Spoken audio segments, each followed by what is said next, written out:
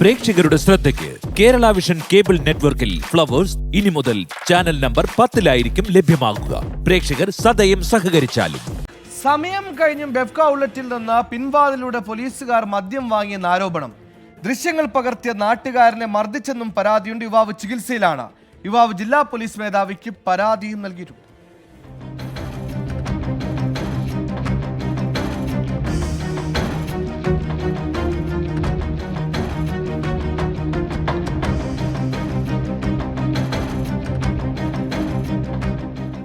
Edappal Kandanakam beverages ഔട്ട്ലെറ്റിലാണ് സംഭവം. കൗണ്ടറിന് രാത്രി 9 മണിക്ക് പൂട്ടിടും. പോലീസുകാർ എത്തിയത് 9:30.